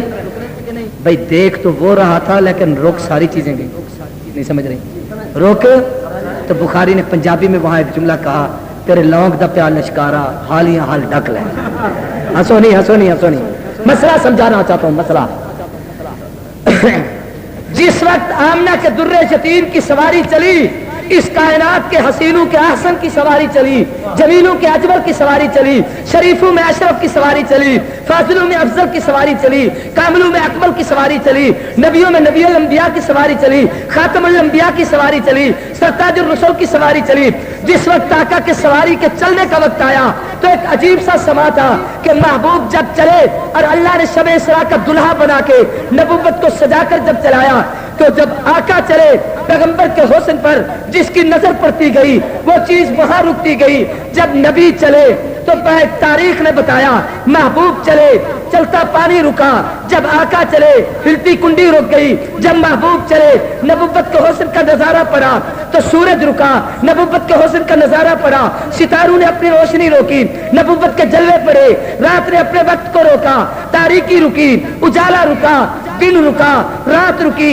जब महबूब चले 1,24,000 अंबिया बैतुल मुकद्दस में रुके, जब महबूब की सवारी चली आसमानों पे फरिश्ते इस्तकबाल में रुके, जब पैगंबर के हुस्न का नजारा हुआ तो पूरी कायनात रुक गई, रात भी रुक गई। समझे समझे, रात 12,000 साल की बही नहीं, रात रुक गई। रात नहीं समझ रहे आप, रात बढ़ी या रुकी? सारे कहो रुकी। आपके यहाँ बड़े बड़ी फैक्ट्री हैं, कारखाने हैं, अगर कोई आदमी अपने किसी दोस्त और मेहमान को अपनी फैक्ट्री में ले जाए और फैक्ट्री वालों को कहे देखो मेरा यार आ रहा है, उसके इस्तकबाल में फैक्ट्री बंद करके सब उसके एजाज में खड़े हो जाओ। अब सारे उठकर उसके एजाज के लिए बाहर आ गए इस्तकबाल के लिए। फैक्ट्री चल रही थी, जब वो आया तो फैक्ट्री रोक दी। क्या तो फैक्ट्री, अब फैक्ट्री में जहां तागा बन रहा था, जो धागा जहां रुका, जब फैक्ट्री चलेगी वो वहीं से चलेगा। जो बिनोला जहां था वहां रुका, जब चलेगी वो वहीं से आगे चलेगा। फैक्ट्री में अगर किसी जगह पर जनाब कपड़ा बन रहा था, जो जहां था वहीं से आगे चलेगा। भाई अल्लाह ने जब महबूब की सवारी चलाई तो नबी के इस्तकबाल में कायनात रुक गई, रात रुक गई। जब हुजूर आए तो रात जहां रुकी थी वहीं से आगे चली है, बढ़ी नहीं है। मेरी बात समझ आई है कि नहीं आई?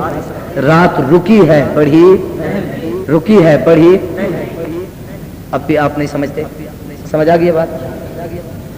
میرے پاس قاری صاحب آئے، قاری گلزار صاحب خانپور تشریف لائیں تو میں کہوں گا بھی حضرت قاسمی صاحب جو جامعہ قاسمیہ کے محتمم ہیں، 5 ادارے ان کی شاخیں ہیں، وہ اتنے بڑے عظیم آدمی ہیں، وہ آ رہے ہیں. میں اپنے دوستوں کو کہوں گا آپ رکیں، ہمارے عالم آ رہے ہیں، ان کا استقبال کریں. میں اپنے یار کے استقبال کے لیے جس کو روک سکتا ہوں اسے روکوں گا.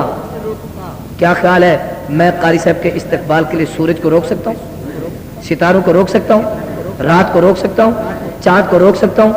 نہیں، ان پہ میرا بس نہیں، ان پہ میرا. اپنے یار کے استقبال کے لیے جس کو میں روک سکتا تھا ان کو میں نے روکا، جن کو خدا روک سکتا تھا ان کو خدا نے روکا. اب اللہ کی طاقت اور اختیار میں ہے رات کو روکنا، سورج کو روکنا، وقت کو روکنا، ہر چیز کو روکنا. اس لیے وقت رک گیا تھا، وقت ساکن ہو گیا، ٹھہر گیا، بڑھا نہیں، چلا صرف محمد، باقی ساری کائنات رک گئی. یا وہ چلے جو حضور کے ساتھ چلے، یا وہ چلے جو حضور کے. یہ میں اس لیے کہہ رہا ہوں کہ کہیں کوئی یہ نہ کہے جبریل بھی تو چل رہا تھا، میکائیل بھی تو چل رہا تھا، براق بھی تو چل رہا تھا، سواریاں بھی تو چل رہی تھی. تو یہ تو ساتھ چل رہے تھے. جب اس تک کوئی بزرگ آتا ہے، کوئی مہمان آتا ہے، میزبان آتا ہے، اس کے ساتھ بھی تو 10-20 آتے ہیں جو آ رہے ہیں. استقبال ان کا مقصود نہیں، استقبال اسی کا ہے جس کا ہو رہا ہے، لیکن باقی سارے اس کے استقبال میں رکے ہوئے ہیں. صرف وہ چلیں گے جو اس کے ساتھ ہوں، اور کوئی نہیں چلتا. معراج کی رات ساری کائنات رکی، رات بھی رک گئی. اسرا بعبدہ لیلا، اللہ کہتے ہیں ہم نے محبوب کو معراج کرایا رات کو، من المسجد الحرام الى المسجد الاقصى. اب میں مختصر سی بات کہہ کے بات کو ختم کروں، وقت بہت سارا گزر گیا. انشاءاللہ اللہ نے چاہا تو کل دن کو، رات کو، پرسوں دن کو، رات کو، یہ 3-4 پروگرام جو آ رہے ہیں ان میں تفصیل سے اور باتیں بیان کروں گا. اللہ نے کہا ہم نے اپنے محبوب کو معراج کرایا مسجد حرام سے مسجد اقصیٰ تک. کہاں سے کہاں تک؟ مسجد حرام سے، اونچی بات سے، مسجد حرام سے. میں آپ سے ایک سوال کرتا ہوں، معراج مسجد اقصیٰ تک ہوا یا عرش معلیٰ تک؟ سارے کہو. قرآن کیا کہتا ہے؟ کیوں؟ اس پر غور کریں. سوال میرا سمجھ آ گیا؟ معراج کہاں تک ہوا اور قرآن نے کہاں تک کہا؟ مسجد اقصیٰ تک. دیکھیں اس کی ایک چھوٹی سی مثال سمجھا دوں. مثال یہ ہے سمجھانے کے لیے کہ اگر قرآن کہتا من المسجد الحرام الی العرش المعلی، تو ایک تو زمین کے معراج کا فلسفہ سمجھ میں نہ آتا. دوسری بات یہ تھی کہ دنیا انکار کرتی کہ یہ ہو ہی نہیں سکتا، عرش معلی کس نے دیکھا ہے، کون مانے. بات سمجھ نہیں آئی؟ کس نے دیکھا ہے، کون مانے. لیکن مسجد اقصیٰ جب حضور مکے میں تھے، مکے کے مشرکوں نے دیکھی ہوئی تھی، مکے کے مشرکوں نے مسجد اقصیٰ دیکھی ہوئی تھی. انہوں نے دیکھی ہوئی تھی اور ان کو یقین تھا کہ محمد رسول اللہ نے نہیں دیکھی. ان کو یہ بھی یقین تھا کہ حضور نے نہیں دیکھی اور انہوں نے دیکھی ہوئی تھی. اب یہ جو جب حضور نے فرمایا میں رات بیت المقدس گیا اور آیا، تو انہوں نے سوال کرنا شروع کر دیا، اچھا آپ نے اگر بیت المقدس دیکھا ہے تو بتاؤ کیسا ہے، دیکھا تو بتاؤ اس کے دروازے کیسے ہیں، کھڑکیاں کیسی ہیں، چھت کیسی ہے، عمارت کیسی ہے. یعنی مختلف قسم کے سوالات انہوں نے کیے. یہ سوال وہی کرے گا جس نے بیت المقدس دیکھا ہے یا وہ کرے گا جس نے نہیں دیکھا؟ جس نے. میں یہ اگر دعویٰ کروں کہ آج رات ہی رات میں کراچی گیا اور وہاں سے واپس آ گیا، تو آپ کہیں گے عقل نہیں مانتے، کہیں گے نا عقل نہیں مانتی. لیکن اگر آپ میں سے جس نے کراچی دیکھا ہے وہ مجھ سے پوچھے گا مولوی صاحب کلفٹن کس جگہ پر ہے؟ اگر آپ نے کراچی دیکھا ہے تو اسٹیشن کس جگہ پر ہے؟ اگر آپ نے کراچی دیکھا ہے تو بتاؤ حبیب پلازا کس جگہ پر ہے؟ اگر آپ نے کراچی دیکھا ہے تو بتائیں اس کی جناب قومی شاہراہ کون سی ہے؟ اگر آپ نے کراچی دیکھا ہے تو آپ بتائیں اس کا ریڈیو اسٹیشن اور اس کے ٹی وی اسٹیشن کا محل وقوع کون سا ہے؟ یہ سارے سوال وہ کرے گا جس نے. اگر نہ دیکھا ہوا ہو تو لوگ کہہ دیں کہ جھوٹ ہے جھوٹ ہے، اور جس نے دیکھا ہے وہ مجھ سے یہ ساری باتیں پوچھے اور اس کو یہ بھی پتا ہو کہ میں نے کراچی نہیں دیکھا، اب میں اس کو بتا دوں ساری باتیں صحیح، تو پھر وہ کیا کہے گا کہ یہ کہتا ہے صحیح ہے، واقعی اس نے دیکھا ہے. پھر کیا کہے گا کہ واقعی، سارے بولو واقعی. من المسجد الحرام الى المسجد الاقصى کہہ کر قرآن نے ایک مسئلہ سمجھایا کہ لوگوں، مکے کے مشرکوں، تم نے بیت المقدس دیکھا ہے، میرے محبوب نے نہیں دیکھا، اس لیے پیغمبر نے دعویٰ زمین کا کیا ہے. اس زمین کے معراج کو تم تسلیم کر لو گے. نبی سے سوال کرنے کے بعد چنانچہ انہوں نے حضور سے سوالات کیے. پوچھے اللہ کے نبی نے بتایا, خدا نے بیت المقدس کا نقشہ حضور کے سامنے کر دیا, سارے سوالوں کا جواب جب پورا ہو گیا ان کو یقین ہو گیا کہ واقعی محمد بیت المقدس سے ہو کے آئے ہیں. جب زمین کا معراج مان لیا تو اللہ نے کہا آسمانوں کا معراج نبی کی زبان سے مان لو, جب یہاں گئے تو وہاں پر بھی گئے. من المسجد الحرام الى المسجد الاقصى, مسجد حرام سے حضور مسجد اقصیٰ تک گئے. زمین کا معراج اس لیے کرایا گیا, حضرت مولانا ادریس قادری رحمۃ اللہ علیہ نے معارف القرآن میں لکھا ہے کہ تاکہ اشارہ اس طرف ہو جائے کہ محبوب اب آپ نہیں صرف سیر کر رہے, آپ کے یار بھی یہاں پر پہنچے. بیت المقدس کو فاروق اعظم کے زمانے میں فتح کیا گیا, چنانچہ مسلمانوں کے اختیار میں, مسلمانوں کے قبضے میں وہ قبلہ آ گیا. من المسجد الحرام الى المسجد الاقصى. اب معراج کی 2-3 مسئلے اور یاد کریں بڑے پیارے پیارے, جن پر میں تقریر کا اختتام کر دیتا ہوں. کتابوں میں ہے کہ حضور فرماتے میں سو رہا تھا, نیند کی اور جاگنے کی درمیانی حالت تھی. جبریل امین آئے, چھت سے نیچے اترے, آ کر حضور کو جگایا, اور جگانے کا طریقہ یہ تھا کہ جبریل نے اپنے نورانی پر حضور کے قدموں کے تلموں پہ مسلے. جبریل کے نورانی کہہ دو, نورانی پر. ایک بات یاد کریں, پر آپ نے پرندوں کے پر دیکھیں, اوپر ہوتے ہیں نیچے, سارے بولو. پر کو پر کہتے اس لیے کہ وہ اوپر ہوتے ہیں. تو دیکھیں جبریل فرشتوں کے اوپر, سارے فرشتوں کے سردار ہے کہ نہیں, جبریل فرشتوں کے اوپر اور جبریل کے پر اس کے بھی اوپر, اور وہ نبی کے قدموں کے تلووں پر. نہیں سمجھتے؟ اشارہ اس طرف تھا کہ جبریل جہاں تیری رفعتوں اور عظمتوں کی انتہا ہے وہاں سے محمد کی انسانیت اور بشریت کی ابتدا ہے. جبریل امین نے اٹھایا تو ایک مسئلہ اور سمجھ آیا کہ کوئی بڑا بزرگ سو رہا ہو تو اسے اٹھانے کا انداز نہیں, اور صوفی جی اٹھو, نہیں نہیں نہیں نہیں. ادب کا تقاضا یہ ہے کہ اس کے پاؤں دباؤ, احترام کے ساتھ پاؤں پہ ہاتھ لگاؤ, پاؤں مسرو, وہ اٹھے پھر آپ اس سے بات کہیں جیسے جبریل نے حضور کو جگایا. یہ مسئلہ ہے معراج میں. معراج مسائل کہا ہے, معراج حضور کیا اس لیے تھا کہ امت کو مسائل کا پتہ چلے. ایک مسئلہ. دوسرا مسئلہ یہ ہوا کہ حضور صلی اللہ علیہ وسلم نے وضو فرمایا. اس سے مسئلہ سمجھ میں آیا کہ سفر پر جاؤ تو وضو کر کے جاؤ. حضور نے نوافل پڑھی, مسئلہ بتایا گیا کہ جب کسی سفر پر آپ جانا چاہتے ہیں تو نوافل پڑھائے. حضور فرماتے ہیں میرے شک کے صدر سینے اثر کھولا گیا. اس سینہ مبارک سے لے کر ناف تک حضور کا سر جو ہے نا پیٹ مبارک, اس کو کھول کر اندر سے آپ کا دل مبارک نکالا گیا, اور اس دل کو نکال کر اس قلب اطہر کو سونے کی تشتری میں جسے فرشتے جنت سے لے کر آئے تھے اس میں رکھ کر زمزم کے پانی سے دھو کر اس میں انوارات اور تجلیات اور فیوزات اور برکات بھرے گئے. اس پر 2-3 باتیں عجیب یاد کریں بڑی اہم مسئلے کے طور پر. ان میں سے ایک بات تو یہ ہے کہ یہ دھویا کیوں گیا؟ اس لیے کہ آپ نے ان منزلوں کا سفر کرنا ہے جہاں پر پہنچنا انسان کی طاقت میں نہیں, انسان کے بس میں نہیں. جب اتنی بلندیوں پہ آدمی جاتا ہے تو بعض دفعہ پریشان ہو جاتا ہے میں کہاں آ گیا. ہم آپ کے سینے میں اتنی رحمت اور انوارات بھر دیتے ہیں کہ آپ پریشان نہیں ہوں گے, آپ ساری چیزوں کو آسانی سے برداشت کر لیں گے. جیسے ایک ملک سے دوسرے ملک میں آدمی جائے تو کہتے ہیں انجیکشن لگواؤ, اس لیے کہ ہوائی جہاز کا آپ نے سفر کرنا ہے, دوسرے ملک میں جانا ہے, وہاں کی آب و ہوا اور یہاں کی آب و ہوا اور آپ میں اتنی طاقت پیدا ہو جائے کہ وہاں کے حالات کو آپ برداشت کر سکیں. ایک بات. دوسرا یہ کہ آپ کا قلب اطہر زمزم کے پانی سے دھویا گیا. علماء نے مسئلہ لکھا ہے کہ حوض کوثر سے زمزم افضل ہے. ایک اور عجیب بات توجہ کریں, ایک عجیب مسئلہ سمجھانا چاہتا ہوں. جب حضور کا دل مبارک دھویا گیا تو حضور فرماتے ہیں میں دیکھ رہا تھا, میں اور بہوش و حواس تھا. بہوش و, اب مسئلہ سمجھیں, سینے سے ناف تک سارا جسم کھولا جائے, چاک کیا جائے, دل اندر سے نکال کر دور رکھ دیا جائے. دنیا میں کسی کے ساتھ ایسے ہو آدمی زندہ رہتا ہے مر جاتا ہے؟ سارے بولیں سارے. یہ علیحدہ بات ہے کہ سینہ چاک ہوا, اسے بند کر دیا گیا, حضور بہوش تھے, جاگ رہے تھے, دیکھ رہے تھے. آج کل سمجھنا آسان ہے کہ جسم کے کسی حصے کا آپریشن ہو اس جگہ کو سن کر دیتے ہیں, آدمی دیکھ رہا ہوتا ہے مجھے انجیکشن لگ رہا ہے, سی رہے ہیں, اس سے جناب یہ چیز نکال رہے ہیں, یہ چیز ڈال رہے ہیں, دوائی لگا رہے ہیں, باہوش ہوتا ہے. لیکن دل کا مسئلہ سب سے نازک ہے. دل ایسی چیز ہے کہ اگر جسم سے دل جدا ہو جائے آدمی زندہ, بولو بولو, آدمی زندہ. لیکن حضور کہتے ہیں میں صرف زندہ نہیں, اتنا باہوش تھا کہ سب کچھ دیکھ رہا تھا. سب کچھ, جو مسئلہ سمجھانا چاہتا ہوں اس کو سمجھیں, میں سب کچھ کہ میکائیل علیہ السلام نے مجھے اٹھایا ہوا تھا، جبریل علیہ السلام اس دل کو دھو رہے تھے، اس میں انوارات اور تجلیات بھر رہے تھے، اس میں برکتیں بھری گئیں، اس میں وہ رفتیں بھری گئیں جس سے حضور آسمانوں کی بلندی کو برداشت کر سکے. پھر اس دل کو وہاں پر رکھا گیا، اسے بند کر دیا گیا. مسئلہ کیا سمجھ آیا؟ کہ عام آدمی کے جسم سے دل جدا ہو جائے، بندہ زندہ یا مردہ؟ اور نبی کے دل سے جسم نکل کے اتنی دور چلا گیا، نبی کی حیات میں کوئی فرق نہیں. سمجھے آپ لوگ مسئلہ؟ سمجھ آ رہا نہیں آ رہا؟ نبی کی حیات میں کوئی فرق ہے؟ اونچی بات سے، نبی کی حیات میں کوئی فرق ہے؟ بھائی دل ایک سیکنڈ کے لیے رک جائے آدمی مر جاتا ہے. پیغمبر کا شق صدر 4 دفعہ ہوا.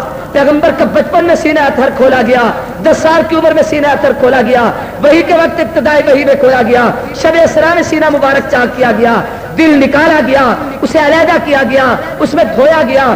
بعض روایات میں آتا ہے ان میں سے کچھ چیزیں نکالی بھی گئیں کہ جو بچوں کی فطرت میں ہوتا ہے کہ جھگڑنا، لڑنا، شرارت کرنا فطری چیز ہے. اللہ نے ان کی بجائے انوارات رکھے، یہ چیزیں نکال کر دوسری چیزیں اندر نبی کے سینے میں رکھی گئیں. مگر نبی کی اس زندگی میں کوئی فرق، اس وجود میں کوئی فرق.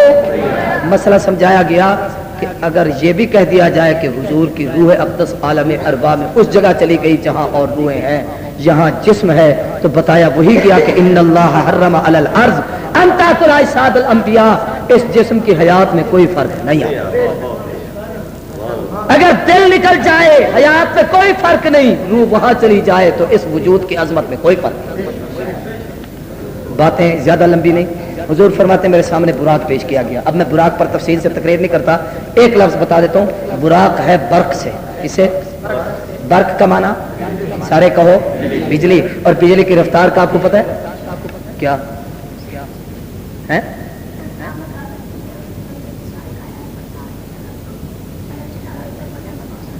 جی ہے بچہ کتنا سیاح ہے.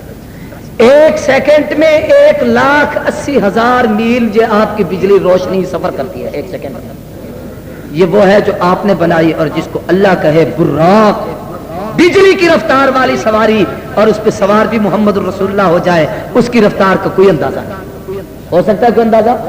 اتنی تیز رفتار سواری پر حضور گئے اللہ کے. اب میں براق کی تفصیل میں نہیں جاتا کہ براق وہ آیا کہاں سے، جنت سے اللہ نے بھیجا، لیکن اس کے اس براق کا کیوں انتخاب کیا گیا کسی اور کا نہیں. یہ باتیں ساری چھوڑ دیتے ہیں تاکہ میں بات اب ختم کروں، بہت ساری دیر ہو گئی، نماز پڑھتے ہیں. ایک بات اس میں اور یاد رکھیں، حضور فرماتے جب میں یہاں سے چلا تو 4-5 منزلیں راستے میں آئیں. ایک منزل تھی، مجھے جبریل نے کہا یہ مدینہ طیبہ ہے، اتریے نوافل پڑھیے. مسئلہ کیا سمجھایا؟ مسئلہ سمجھایا گیا جہاں جاؤ وہاں پہلے نوافل پڑھو پھر اپنا کام کرو. یہاں تبلیغی جماعت آتی ہے نا. جب جماعت مسجد میں آئی تو امیر صاحب نے کہا بھائی بسترے رکھو، وضو نہیں تو کر لو، ہے تو پہلے نفلیں پڑھ لو پھر مشورہ کریں گے. یہ وہ معراج کی سنت ہے جسے پورا کیا جاتا ہے. دوسری منزل آئی، بتایا گیا کہ حضرت بیت اللہ عیسیٰ علیہ السلام کی پیدائش کا مرکز ہے، اترے نوافل پڑھیے محبوب، اترے نوافل پڑھے. تیسری منزل آئی، بتایا گیا حضرت موسیٰ علیہ السلام کے کوہ طور ہے جہاں پر اللہ نے طور سے ہم کلامی کی تھی، اترے نوافل پڑھیے. حضور اترے وہاں پر نوافل پڑھی. چوتھی منزل آئی، بتایا گیا یہ شعیب مدین، حضرت سیدنا شعیب کا مرکز مدین ہے، اترے نوافل پڑھیے. اشارہ اس طرف کیا گیا. 2-3 باتیں اس سے سمجھ میں آئیں. ایک تو یہ بات سمجھ میں آئی کہ جہاں پر بزرگ لوگ رہتے ہوں ان علاقوں میں جانا یہ کوئی عیب کی بات نہیں سمجھے. ان کی ان مقدس مقامات پر جہاں انہوں نے زندگی گزاری ہوں وہاں پہ جانا کوئی عیب کی بات ہے؟ سارے بولو کوئی عیب کی بات ہے؟ میں کہوں کہ صبح گکھڑ جاؤں گا حضرت شیخ الحدیث کے پیچھے میں نماز پڑھوں گا تو کوئی کہ اچھا تو اس کی نیت سے یہاں سے سفر کر رہے ہیں، تیرا سفر شرک ہو گیا. یہ شرک نہیں، اس لیے کہ حضور صلی اللہ علیہ وسلم نے جب یہ سفر کیا تو مختلف مقامات پہ اللہ کے نبی گئے اور ٹھہرے. دوسرا مسئلہ یہ سمجھایا گیا کہ یہ منزلیں اس لیے طے کرائی گئی دنیا کو پتہ چل جائے کہ بیت اللہ زمین پر محبوب آگے ہیں، طور زمین پہ مصطفیٰ اس سے آگے ہیں، مدین پیچھے رہ گیا محبوب آگے ہیں، مدینہ نیچے رہ گیا مصطفیٰ اس سے بھی آگے جا رہے ہیں. اسی سفر میں ایک منزل حضور نے دیکھی، فرمایا جب میں موسیٰ علیہ السلام کی قبر سے گزرا تو میں نے دیکھا کلیم قبر میں نماز پڑھ رہے ہیں. کلیم قبر میں، سارے کہو کلیم قبر میں. اب اس سے 2-3 مسئلے ثابت ہوتے ہیں، میں ان مسئلوں پہ بحث نہیں کرتا. ایک مسئلہ تو یہ ثابت ہوا کہ کلیم کو حضور نے دیکھا. جو نبی اوپر کھڑے ہیں، جو قبر کے اندر چیز ہے وہ نبی کو پتہ چلا. اوپر کھڑے ہوئے اللہ کے نبی کو قبر کے اندر والی کیفیت کا پتہ چلا کہ نہیں چلا؟ سارے بولو۔ اب حضور روزے میں ہیں، جب امت جا کر اوپر سلام پڑھتی ہے تو نبی کو پتہ چل جاتا ہے کہ میرا امتی مجھ پہ سلام پڑھ رہا ہے۔ حضور باہر تھے تو اندر کی کیفیت کا پتہ چلا، جب اندر گئے تو باہر کی کیفیت کا پتہ ہے۔ یہ حدیث سے ثابت ہے۔ حضور فرماتے ہیں کہ مجھ پہ سلام پہنچایا جاتا ہے، فرشتے آ کر مجھے بتاتے ہیں۔ دوسرا مسئلہ یہ سمجھ آیا کہ کلیم نماز پڑھ رہے ہیں اور یہ نماز تلذذ کی تھی، عبادت نہیں تھی، فرض نہیں تھی۔ ہماری جو عبادات ہیں یہ ہم تکلف کی عبادت ہے، اللہ کی طرف سے ہم پر مکلف ہیں، ہمارے ذمہ ہے ہم نماز پڑھیں۔ جب انبیاء جو اپنی قبور میں عبادت کرتے ہیں، نماز پڑھتے ہیں، یہ تلذذ کی ہے عبادت۔ پتہ چلا کہ موسیٰ علیہ السلام نے اپنی قبر میں نماز پڑھی۔ اللہ نبیوں کو قبروں میں وہ زندگی دیتے ہیں جو غیر نبی کو حاصل نہیں ہوتی۔ بات سمجھ آ رہی ہے نہیں آ رہی؟ حضور فرماتے ہیں جس وقت میں بیت المقدس پہنچا تو جبریل امین نے کہا آپ اندر چلیں، میں اس نورانی براق کو باہر باندھتا ہوں۔ کس کو باہر باندھتا ہوں؟ نورانی براق۔ کس کو؟ بھائی اس کو اندر کیوں نہیں آنے دیا؟ کہا یہ نورانی باہر رہے، اندر جانے کے قابل نہیں۔ کیوں؟ کہ اندر انسان ہے، یہ نورانی باہر رہے۔ بڑا باعظمت ہے، بڑا مرتبے والا ہے، اللہ کے نبی اس پر سوار ہیں، لیکن اس کو باندھو۔ نہیں سمجھے؟ نہیں سمجھا؟ اس کو کیوں؟ نہیں ڈر ہے کہ چھوڑ کے بھاگ نہ جائے، لیکن وہ تو پیغمبر کا براق تھا، اس سے کوئی ڈر نہیں۔ مسئلہ سمجھانا چاہتا ہوں، اس سے سارے کہہ دو، اس سے مسئلہ کیا سمجھانا تھا؟ مسئلہ یہ سمجھانا تھا کہ اگر سواری پر آپ کہیں جائیں تو سواری کو یوں نہ کہا کریں اللہ کے سہارے پر، اسے باندھ دیا کریں، پھر کہا کریں اللہ کے سہارے پر، جیسے حضور نے باندھا۔ حضور فرماتے جس وقت میں اندر گیا تو 1,24,000 نبی پہلے تھے، میں آخر میں گیا۔ مسئلہ سمجھایا گیا کہ سارے پہلے آپ آخر میں آئیں کہ خاتم الانبیاء ہیں، آپ مصلی پہ سب سے آگے جائیں کہ امام الانبیاء ہیں۔ حضور فرماتے جب میں اندر آ گیا تو جبریل نے دروازہ بند کر دیا، ایک روایت میں ہے، اور بعض نے لکھا ہے اس وقت بیت المقدس کی عمارت نہیں تھی، بیت المقدس اس وقت ایک خالی ٹیلے پر تھا، وہاں پر حضور نے نماز پڑھائی۔ اگر وہ کیفیت تھی تو پھر دروازے کی ضرورت نہیں۔ اور جن روایات میں عمارت کا تذکرہ ہے وہاں دروازے کا ہے، ایک خاص دروازہ تھا جس کا نام باب محمد تھا، وہاں سے حضور اندر داخل ہوئے۔ اللہ کے نبی فرماتے ہیں میں نے انبیاء کو دیکھا عبادات میں مصروف تھے، سارے نبی نماز پڑھ رہے تھے، سارے نبی نوافل پڑھ رہے تھے۔ میں اندر گیا تو جبریل نے دروازہ کیوں بند کیا؟ اس لیے تاکہ کوئی کانا نہ اندر گھسے۔ نہیں سمجھے؟ یہ مسئلے ہیں معراج میں، اشارہ کر کے بتایا گیا اندر سارے نبی ہیں، غیر نبی نہیں آ سکتا، دروازہ بند کر دو، بند کر دیا گیا۔ اب یہاں پر ایک چھوٹا سا مسئلہ اور یاد کریں۔ حضور فرماتے ہیں حضرت سیدنا جبریل علیہ السلام نے وہاں اذان دی۔ کس نے؟ جبریل نے۔ اللہ اکبر اللہ اکبر اللہ اکبر اللہ اکبر، اشہد ان لا الہ الا اللہ اشہد ان لا الہ الا اللہ۔ اس کے بعد سوچ کر کہو، کیا کہہ رہے ہو؟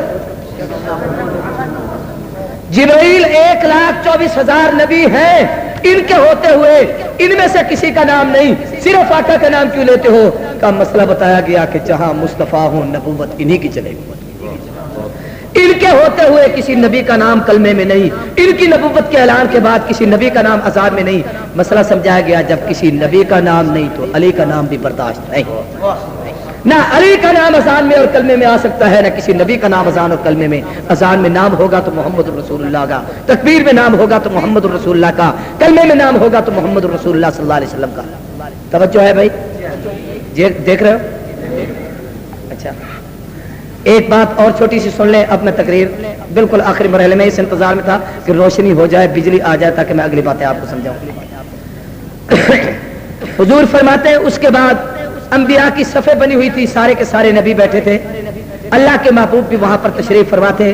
حضور فرماتے ہیں میرے دل میں یہ خیال آیا کہ یہ جو نبیوں کی صفیں اور جماعت یہاں پر موجود ہے ان کی شاید کوئی امامت کرائے گا۔ توجہ ہے؟ ان کی شاید کوئی، سارے کو ان کی شاید کوئی امامت کرائے گا۔ تو حضور فرماتے ہیں جب یہ میرے ذہن میں خیال آیا تو جبریل علیہ السلام نے میرے ہاتھ سے پکڑ کر کہا محبوب آگے بڑھیں، نماز آپ پڑھائیں۔ مسئلہ کیا سمجھایا؟ کہ محمد الرسول اللہ کے ہوتے ہوئے امام کوئی نہیں بن سکتا۔ حضور جہاں حاضر ناظر وہاں پر امام، سارے کو وہاں پر امام۔ حضور مکے میں تھے، امام خود محبوب مدینے میں ہیں، امام خود حضور بیت المقدس میں آئے، 1,24,000 انبیاء مقتدی، آقا امام خود محبوب بیت المعمور فرشتوں کے قبلے میں گئے، فرشتے مقتدی، امام محمد الرسول اللہ، مسئلہ بتایا گیا، جہاں مصطفیٰ خود ہوں وہاں امامت خود کراتے ہیں اور کوئی نہیں کرا سکتا۔ مولانا ضیاء القاسمی ہمارے ایک عالم ہیں، وہ فرمایا کرتے تھے، او ملا یہ عقیدہ چھوڑ یا مصلی چھوڑ، عقیدہ یہ ہے حضور حاضر ناظر مصلی پہ حضرت، یہ عقیدہ غلط ہے، اس لیے کہ حضور موجود ہوں، کوئی اور نماز پڑھائے، مصطفیٰ کے ہوتے ہوئے امامت کا حق کسی کو نہیں، امامت کا حق آقا امام ہے، حضور نے خود نماز پڑھائی۔ بعض جاہل مولوی تقریروں میں کہتے ہیں کان پہ ہاتھ رکھ کے، آدم علیہ السلام کہتے تھے آج میں مصلی پہ آؤں گا، نوح علیہ السلام کہتے تھے آج میں نماز پڑھاؤں گا، ابراہیم علیہ السلام سوچتے تھے شاید میں پڑھاؤں گا، یوسف علیہ السلام سوچتے تھے شاید میں پڑھاؤں گا، عیسیٰ علیہ السلام سوچتے تھے شاید میں امامت کراؤں گا۔ میں کہتا ہوں وہ سوچتے تھے، تمہیں کس نے بتایا؟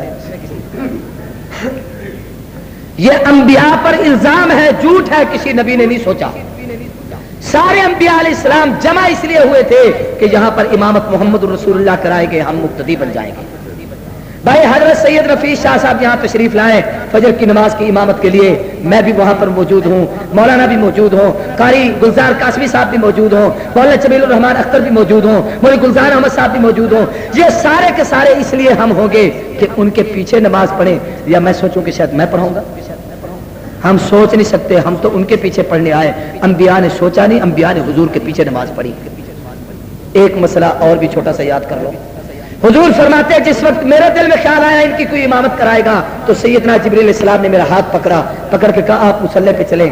مسئلہ کیا سمجھایا گیا کہ جس کو سید الملائکہ نے مصلی دیا انبیاء نے انکار نہیں کیا، انبیاء نے انکار۔ سنیو، ایک مصلی یہ ہے، ایک مصلی وہ ہے جو محبوب نے صدیق کو دیا۔ یہاں پر نماز ایک ہے، وہاں پہ نماز 17 ہے، یہاں پر نماز نفلی ہے، وہاں پہ نماز فرضی ہے، یہاں پہ نماز وقتی ہے، وہاں پہ نماز ابتی ہیں، یہاں پہ ہاتھ پکڑنے والا سید الملائکہ جبریل ہے، وہاں پہ ہاتھ پکڑنے والے سید الانبیاء محمد کریم ہے، یہاں مصلی پہ آنے والے محمد الرسول اللہ ہے، وہاں مصلی پہ آنے والا صدیق ہے، جسے جبریل نے مصلی دیا 1,24,000 انبیاء نے انکار نہیں کیا، اور جسے محمد کریم نے مصلی دیا 1,45,000 صحابہ میں سے بھی انکار کسی نے نہیں۔ ایک مسئلہ اسی رات کا اور بیت المقدس کا، اس پر تقریر ختم، آسمانوں کی باتیں پھر کبھی انشاءاللہ، ہاں کل وہ بات کی باتیں ہیں، لیکن اب اس کو سمجھ لیں۔ حضور نے امامت کرائی، حق مانتے ہو؟ انبیاء نے اقتداء میں نماز پڑھی، یہ بھی آپ مانتے ہیں؟ تو ایک مسئلہ اور چھوٹا سا یاد کریں، جس وقت حضور امامت کرا رہے تھے بعض علماء نے لکھا ہے حضور نے پہلی رکعت میں علم ترا اور دوسری رکعت میں لیلاف قریش پڑھی، بعض کتابوں میں ہے اس معراج کی رات، لیکن علم ترا اور لیلاف قریش سے پہلے بھی حضور نے کچھ پڑھا؟ بولو، آپ پڑھتے ہیں کہ نہیں پڑھتے؟ کیا سارے کہو فاتحہ پڑھتے ہیں کہ نہیں پڑھتے؟ اونچی آواز سے۔ ہم نے ایک حدیث پڑھی صحائح ستہ کی کتابوں میں، حضور نے فرمایا لا صلاۃ لمن لم یقرأ بفاتحۃ الکتاب، جو شخص الحمد نہیں پڑھتا اس کی نماز نہیں ہوتی۔ کہو حدیث پر ہمارا ایمان ہے، سارے کہتے ہیں حدیث پر ہمارا ایمان، جو حدیث کو نہ مانے وہ بے ایمان ہے، جو حدیث کو نہ مانے وہ۔ حضور نے فرمایا جو شخص فاتحہ نہیں پڑھتا اس کی نماز ہے۔ اب حضور نے معراج کی رات پڑھی کہ نہیں؟ سارے بولو، سارے کیوں پڑھی؟ کہ حضور نے خود فرمایا تھا جو فاتحہ نہ پڑھے اس کی نماز نہیں ہوتی، اس لیے ہمارا عقیدہ ہے حضور نے پڑھی، کہتے حضور نے۔ اب اگلا مسئلہ ایک اور سمجھو کہ یہ جو 1,24,000 نبی پیچھے کھڑے تھے، ان میں سے کسی پہ قرآن اترا؟ الحمد اتری؟ قرآن نے کہا وَلَقَدْ آتَيْنَاكَ سَبْعًا مِنَ الْمَثَانِي وَالْقُرْآنِ الْعَظِيمِ، محبوب یہ 7 آیتیں جو بار بار دہرائی جاتی ہیں، آتَيْنَاكَ محمد صرف تیرا حق ہے، ہم نے تجھے دی ہے، تجھ سے پہلے کسی کو نہیں دی۔ حضور سے پہلے یہ آیتیں کسی کو نہیں ملی۔ ایک عجیب بات بتاؤں، انبیاء سے ملاقات بھی حضور کی نماز کے بعد ہوئی ہے، پہلے نہیں، ورنہ لوگ کہتے نہیں جب پہلے ملاقات ہو رہی تھی تو حضور نے ان کو فاتحہ یاد کرا دی تھی۔ کتابوں میں ہے کہ ملاقات بعد میں ہوئی، پہلے نہیں، حضور نے فاتحہ پڑھی۔ یہ سارے جو 1,24,000 مقتدی پیچھے کھڑے تھے، سوال یہ سمجھ میں آیا کہ میں مسئلہ عجیب سا سامنے آ گیا کہ ان کی نماز ہوئی یا نہیں ہوئی؟ سارے بولو، بتائیں ہوئی جی؟ نہیں تنقید سے نہیں، میں مسئلہ سمجھانا چاہتا ہوں، میری عادت نہیں تردید ہے بھائی. ان سب انبیاء کی نماز ہوئی کہ نہیں ہوئی؟ ہو گئی. اب ایک بات غور سے سمجھیں پوری توجہ کے ساتھ. مسئلہ کیا سمجھ میں آیا؟ مسئلہ یہ سمجھ میں آیا کہ اگر انبیاء کی نماز امام کے پیچھے فاتحہ کے بغیر ہو گئی، ابو حنیفہ کے مقلد کی نماز بھی امام کے پیچھے فاتحہ کے بغیر ہو گئی.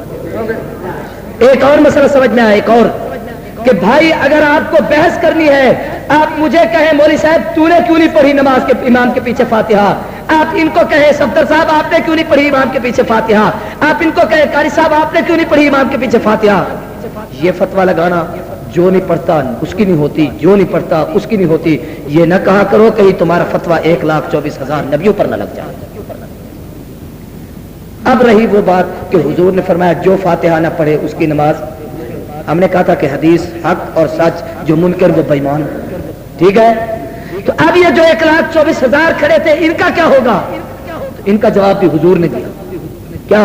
حضور نے فرمایا من کان لہو امام فقرات الامام قرات لہو.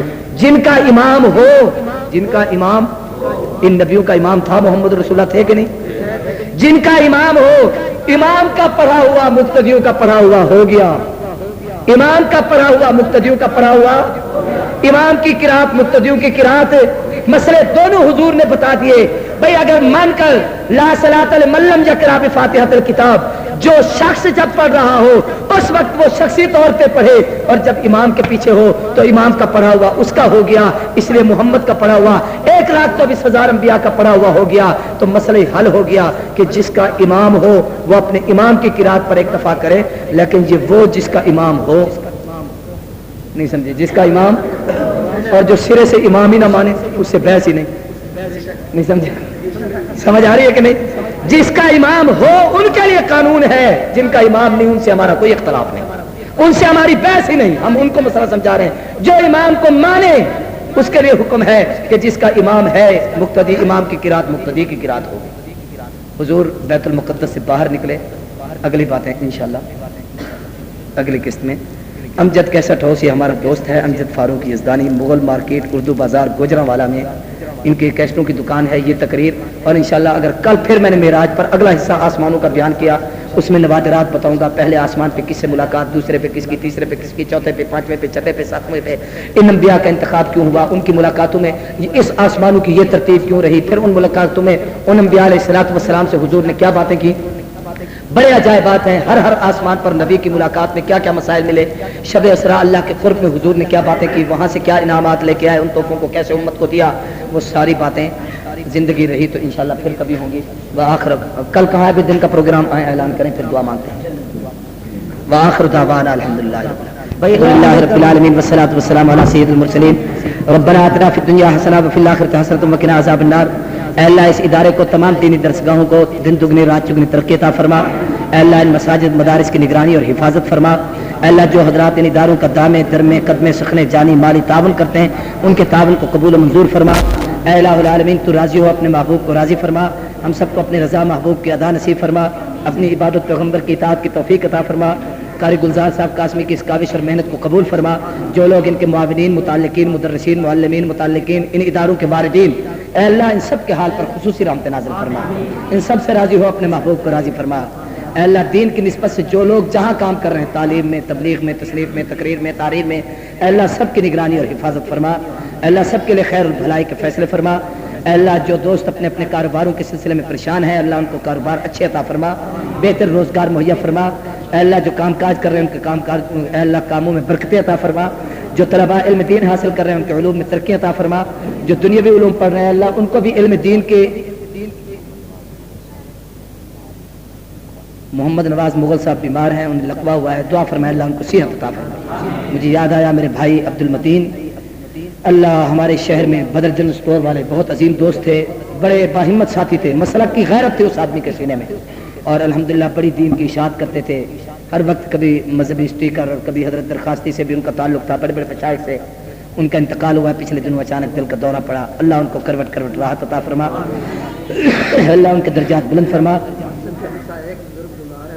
مسجد کے ایک ہمسائے بزرگ بیمار ہیں، اللہ ان کو بھی صحت عطا فرما، اللہ جتنے بیمار ہیں سب کو شفا عطا فرما، جتنے پریشان حال ہیں سب کی پریشانی دور فرما، اللہ جن دوستوں نے دعاؤں کے لیے کہا ان کے حق میں ہماری دعائیں قبول و منظور فرما، ہمارے آباء و اجداد جو دنیا سے رخصت ہو گئے ان کی قبروں کے اوپر رحمتیں برسا، اللہ جو زندہ ہے ان کے سائے ہمارے سروں پر دیر تک سلامت فرما، اے الہ العالمین تو راضی ہو اپنے محبوب کو راضی فرما، ایسی زندگی دے ایک ہاتھ میں قرآن ہو، دوسرے میں تیرے نبی کا فرمان ہو، دل میں صحابہ اہل بیت کی قدر اور شان ہو، جب وقت موت ہو تو ایسا سامان ہو، سامنے روزہ نبی آخر الزمان ہو، نکلتی جان ہو، ہماری زبان ہو تیرا قرآن ہو، تیرے محبوب کے روزے کی طرف دھیان ہو، اے اللہ جب وقت موت قریب ہو، نقشہ عجیب ہو، سامنے روزہ حبیب ہو، زبان پہ کلمہ نصیب ہو، لا الہ الا اللہ۔